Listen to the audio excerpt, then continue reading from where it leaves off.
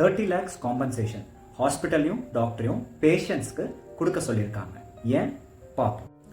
ஒரு 37 years old மேல் patient அவங்க வந்து மூச்சு திணறல் தலைவலியோட ஹாஸ்பிட்டலுக்கு வந்து வராங்க. அவங்களுக்கு already hyper tension, rheumatoid arthritis history இருக்கு. ரொமட்டாய்டு ஆர்த்ரைட்டிஸ்க்காக லாஸ்ட் 10 டேஸாக அவங்க ஸ்டீராய்ட்ஸ் எடுத்துக்கிட்டு இருக்காங்க. அட்மிட் ஆன கொஞ்ச நேரத்திலேயே பேஷண்ட் வந்து அன்கான்ஷியஸ் ஆயிடுறாங்க. அன்கான்ஷியஸ் ஆகி வித்தின் 14 ஹவர்ஸ் பேஷண்ட் வந்து செப்டிக் ஷாக், அதாவது இன்ஃபெக்ஷன்னால பேஷண்ட் வந்து ஹாஸ்பிட்டல்லேயே இறந்துடுறாங்க. பேஷண்ட்டுக்கு கரெக்டான போதிய அளவு ட்ரீட்மெண்ட் வந்து நடக்கலை. அதே மாதிரி பேஷண்ட்டை ஸ்பெஷலிஸ்ட் டாக்டர் யாருமே வந்து பார்க்கல அப்படின்னு சொல்லி கேஸ் போடுறாங்க.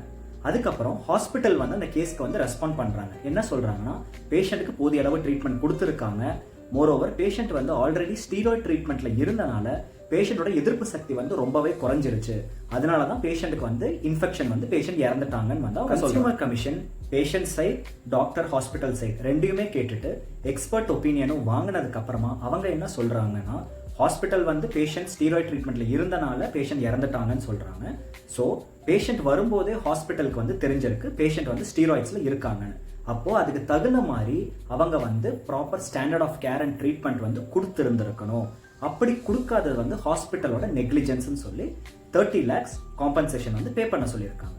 இப்போ இதில் இந்த ஸ்டாண்டர்ட் ஆஃப் கேர் அப்படின்னா என்ன அப்படின்னா, அதை டிஃபைன் பண்றது தான் போலம்ஸ் டெஸ்ட். போலம்ஸ் டெஸ்ட்னா என்ன?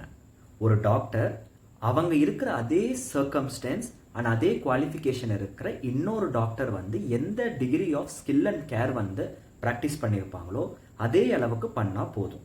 அதே மாதிரி இப்போ ஒரே டிசீஸ் கண்டிஷனுக்கு 2 டைப்ஸ் ஆஃப் ட்ரீட்மெண்ட் இருக்கு அப்படின்னா 2ல எது பண்ணாலுமே வந்து அந்த டாக்டர் வந்து நெக்லிஜென்ட் கிடையாது.